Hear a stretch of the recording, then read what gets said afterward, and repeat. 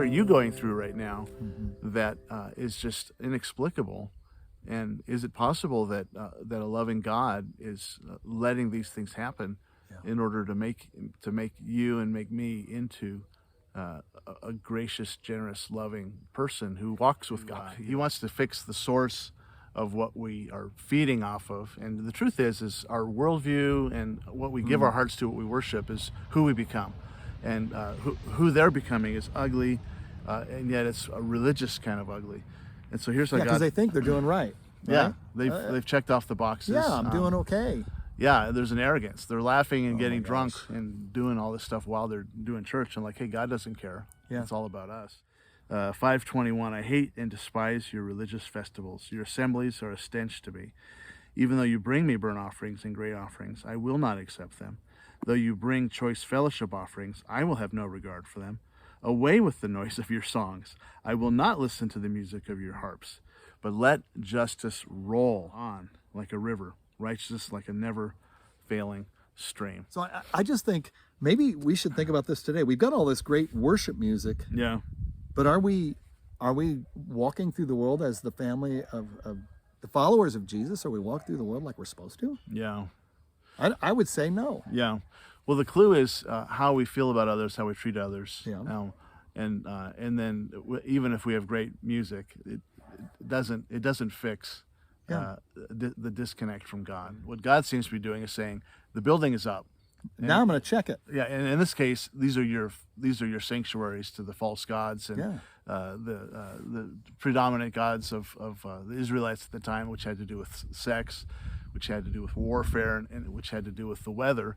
Saw that on the Bible Project, and just the things, everything that affects you, and you can't count on God to take care of you, so you have to worship the gods that will cover these things. But the building is up, the false religious constructs are up, and God drops a plumb line, and that temple to the false gods is crooked. Yeah, it's not, and of course, at that point, if you're building a building and it's up and it's crooked, you can't just straighten it out. No, you know? No. Especially in those days, it was built with solid material, rock a lot of times, or marble. Especially these temples. Mm-hmm. They would build them out of this. They built them to solid. last. Yeah. But they're crooked, and so God says the only thing we can do is take it down. We have to start over. You think about those three gods. Aren't those some of the things that we should be focused on today that we're not? Really, when you think about it. Sex. There's so much misuse of a beautiful gift that God has given to us, and most people, it's encouraged in our world. Well, and the misuse always involves hurting people. Always involves enslaving people. Yeah.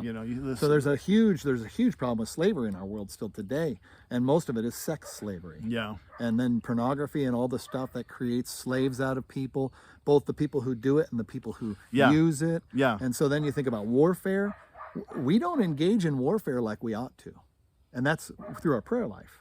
Oh, good. Yeah. Right? I mean, there's warfare going on right now. It's just, thinking this morning about the spiritual battles. We went up to Denver several times this year, and we'd pray as they were legislating over things. Yeah. And one of the times, it was when they were trying to when they did push that abortion bill through. Julia and I were in there, and there's like a dome inside, and she said, wouldn't you love to see the warfare that's going on right now? Yeah. And there's a part of me that's like, yes, but there's a part of me like, no. Yeah. I think it would totally shake. So there's that warfare that's going on, and then weather. Well, we need weather. Can I stop you on the warfare one? Yeah. Because I wanted to comment on that. It's just so bizarre. I became a Christian in '81, and Roe v. Wade was not even 10 years old yet. Right. And in the '80s, people were bombing abortion clinics and stop the genocide. Yeah.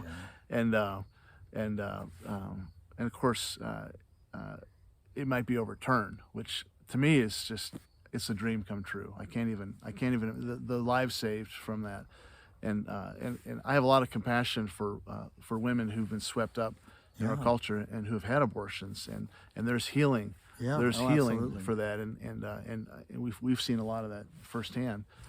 Well, this third day of looking at the book of Amos, I have to do by myself because my phone was full as I interviewed Bryan.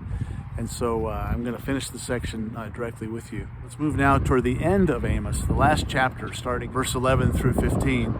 5 verses of beauty and restoration following 9.5 chapters of bad news. In that day I will restore David's fallen shelter. I will repair its broken walls and restore its ruins, and will rebuild it as it used to be, so that they may possess the remnant of Edom. Listen to this. And all the nations that bear my name, declares the Lord, who will do these things. The rebuilding being promised by God to his people through the prophet Amos involve all the peoples of the earth. The days are coming, declares the Lord, and listen for the poetry here and the metaphor, when the reaper will be overtaken by the plowman. That the cycle of planting and reaping, it not only is restored, but it's restored in spades, where planting is right on the heels of reaping. No winter, no months of fallow ground. And the planter by the one treading grapes. New wine will drip from the mountains and flow from all the hills, and I will bring my people Israel back from exile. The bringing back of the people Israel to God, who were in exile, is you and me and all people, all the Gentile nations who have been brought in to covenant relationship with God through the Jewish people, through the Jewish Messiah, Jesus.